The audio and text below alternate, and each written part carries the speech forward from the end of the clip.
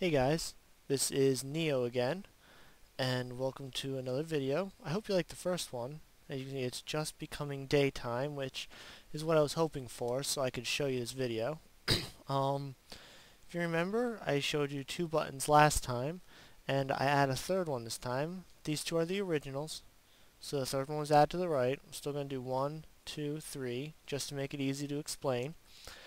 And first thing I did was I pulled the buttons back one, because if I didn't, then this third button's path would intersect with that RS NOR latch. And I couldn't have that, so I pulled them back one, no problem. If you notice, everything from here over, all the stuff on button 1's side, the RS NOR latch, this end switch, this RS NOR, and this one are pretty much the same. And if you remember, the door was right around here, right after this one. Well, it got a little more complicated with 3. Alright, let's see. First of all, I couldn't have 2 come right to this latch. When trying to build this, you have to think backwards. Alright, so the combination is 1, 2, 3. I'll show you that. I'll show you that right now. Why not? Alright, 1. And then we got 2. And then we have 3. And the door opens. Alright. And now there's a lot more reset switches. There's 1 there. 2. And this is the last video you're going to see. 3 with the reset switches. 4. For some reason I don't hear the sound. If there isn't any sound, I'm sorry. 5. I feel like I'm missing one. Yes, I am. And 6. Alright, it took me a while to figure out where those are and how many and all that, and how to figure out if I pushed them all. But anyway, so combination right now is 1, 2, 3. Simple enough, right? Alright, so when building this, you have to think backwards, as I said. So you need to press button 1 first, so you need a way that it can tell that button 2 or 3 are not pressed. And we used to do button 2 not pressed with this torch right here, which, there's button 1. So button 1 lights that, so this one we need 2 or 3 to light. Now that I had to go underground for. And again, I'm going to fix this up, make it a little better looking. So here's 2, and here's 2's RS NOR, and I had to bring it underground here. And I'll explain why it comes off there as well later. But 2 came underground, and here, this is 3's switch, so 3 also comes underground over here. So that's 2, this is 3. And I had to put them both on their own torches like this so there wouldn't be any backfeed. Because I used to have this one connect right to there and then both go over. But if you push button 3, then it would hit button 2's as well. And we don't want that, especially for more complex layouts. So here's button 3 and button 2, and I did another end switch right here. And this time they're both off. And I want that because if either button 2 or 3 are pressed, they'll turn these lights on, and that will affect this one.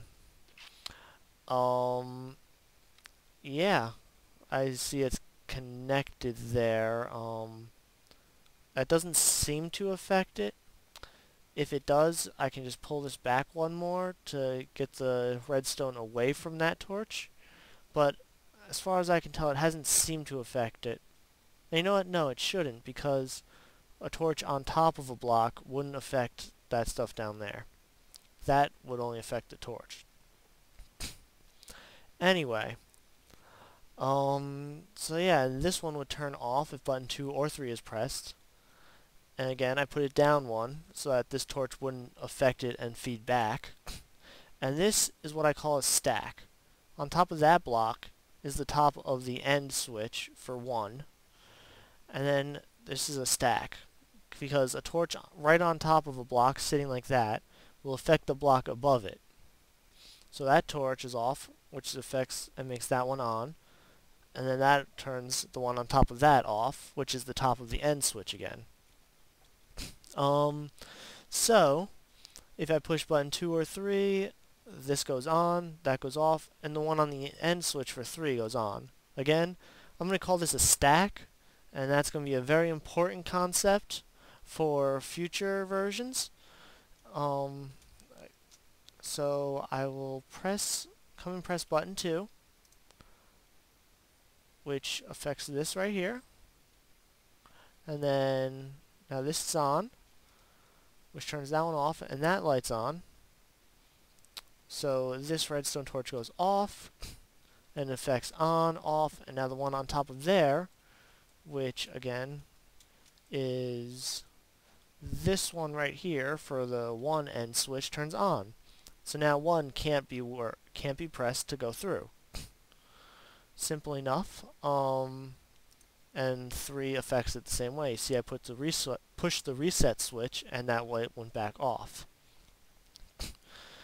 Okay, so that's how they both affect 1. And then I needed a way for it to tell that 2 is pressed and not 3. Because you don't need button 1 to affect anything else except that torch. Because button 1 doesn't block anything else out. But button 3 affects that one, and it also needs to affect button 2. So again, here's button 2's, and it comes out this way.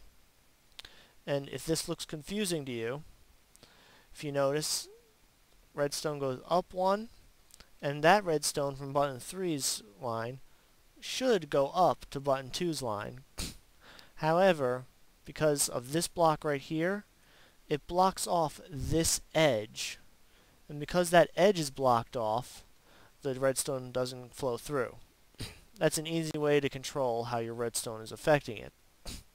So anyway, button 2's comes to this on one, just like button 1's comes to an on one over there. That end switch has the on and off, and there's button 1 and 2 and 3. And now to be sure that button 2 is pushed, button 2 comes to an on, and button 3 comes to an off. Again, button 3, RS in order, remember it, comes over here. I have an inverter here to make sure that that's off. And I have another inverter because I need it to come to this RS NOR. And whenever you're going to an RS NOR, you want to enter with an off, or else it makes it a lot more complicated. So I push button 3, this one will go on. So say if I push button 1, and this goes off correctly, and then that would go off, and that would power through. Oh, why is that off? That should be on, actually. Oh, I forgot to push another reset switch for button 2 when I pushed it. Sorry. But that will go off and power through to that one. And then button 2 powers around, and we'll turn that off. Comes to another RS NOR latch here to remember, and turns that one off. And this is 1 and 2. And when 1 and 2 are both pushed off, this one goes off. And then if you wanted just 1 and 2 and 3 to be kind of like a lockout, you could leave it here and then just kind of go through and have the door right here. But I wanted them to require to push button 3 as well. So I have this torch right here, which is connected to an RS NOR that's connected to button 3 around this side. Yeah, so remember the stack underneath, where you just do torch, block, torch, block, torch, block, as I'm going to be using that to make more complex ones and to show and to do the locks. Yeah, and for every time you want one button to be pushed and you want to make sure nothing else is pushed, you need an on for the button that is pushed and an off for every button that isn't pushed, which will force you to push that button first. And then you need an RS NOR latch after it. There are more designs, but this one I found to be the easiest to work with. And then after all of those, you need a way to be sure that all those RS NOR latches push through, which first one goes to this, second one goes to this, so this is the end latch for 1 and 2, and then goes there. So this torch is for 1 and 2, and this torch is for 3. I don't know how much time I have left. I haven't been timing it, but if I have enough time, I'm going to optimize this and do another video, because I found another way to work it, because an end can really be powered by 3 things, because there's this empty side right here on this that you could put a block and another torch on top of, or just bring redstone right to, and then this redstone would go to the side, and other redstone would go to the side to affect those 2 torches, and this one would come straight on. Which means I can actually make this a lot more efficient and a lot more similar to the 2 latch if I use 3 on an end. If not, I might save that for another video. And alright, I'm going to cut this off here, and I'm going to try and work that, and I'll see if the videos flow together nicely. I hope you enjoyed watching so far, and if the video ends here, I'll see you next time, where I might just skip the just 4 button and go to the double press, because after you get 3 buttons down, it's just kind of repetition, where you just keep adding a button, adding more end latches and RS NOR and all that stuff. So I'll probably go to the last one and have all these reset buttons I'm going to change to 1 pressure pad. And if you noticed, I have the 2 close to each other and then 2 far away on the RS NORs. There is reason for that, and it's for how I designed my pressure pad placement, just to make that easier to control. And just so you know, in the final design over there, this is really going to be 2, 3, and 4, and button 1 is going to be on the left. Just to give you an idea, this will be like the middle right here. Yeah, I'm going to try and make that video, see how it fits.